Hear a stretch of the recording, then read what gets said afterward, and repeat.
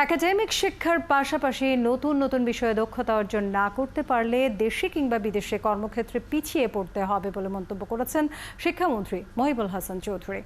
বাণিজ্য প্রতিমন্ত্রী আহসানুল ইসলাম টিটু অবশ্য বললেন, চাকুরির পেছনে না ঘুরে নিজ উদ্যোগেই শিক্ষার্থীদের উদ্যোক্তা হতে হবে।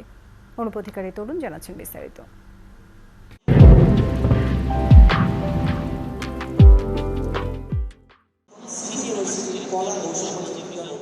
সিটি ইউনিভার্সিটির চতুর্থ সমাবর্তনের আয়োজন করা হয় পূর্বাচলে অবস্থিত Bangabandhu Bangladesh China friendship exhibition সেন্টারে, যেখানে অংশ নিয়ে শিক্ষার্থীদের উদ্দেশ্যে নানা দিক নির্দেশনামূলক বক্তব্য দেন বিশিষ্টজনেরা।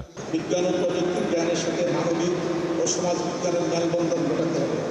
এখন ঘরে দরজা বন্ধ করে রাখা চলবে না। একা একা চলে এই পৃথিবীতে টিকে থাকা পুরো বিষয়ে দাঁড়াবে।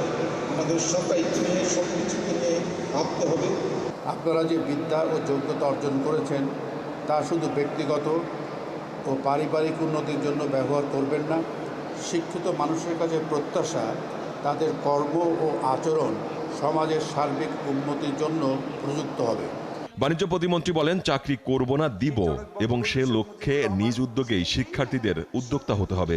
ইউনিভার্সিটির এই 4 বছর শুধুমাত্র পাঠ্য কার্যক্রম না, সেই সাথে তারা নিজেদেরকে উদ্যোক্তা হিসাবে এবং তারা নিজেদেরকে একটা কর্মের ব্যবস্থা নিজেরাই করতে পারেন, সেইটার ব্যবস্থা আমরা ইনশাআল্লাহ ইউনিভার্সিটি কর্তৃপক্ষ করব। সমাবর্তন অনুষ্ঠানে গ্রাজুয়েটদের নতুন নতুন বিষয়ে অভিজ্ঞতা অর্জন করার পরামর্শ দিলেন শিক্ষামন্ত্রী। বললেন, বিশ্বমানের হতে হবে, সে লক্ষ্যে নিজেদেরকে তৈরি করতে হবে।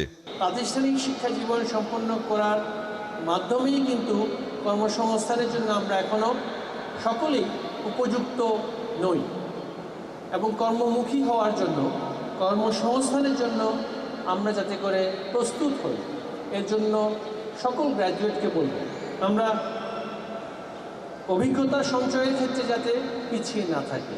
গবেষণার সুযোগ না দিতে পারলে শিক্ষার্থী এবং শিক্ষা প্রতিষ্ঠানের উৎকর্ষ সাধন হবে না বলেও মনে করেন শিক্ষামন্ত্রী। অনুপধিকারী তরুণ, ৭১, পূর্বাচল, নারায়ণগঞ্জ।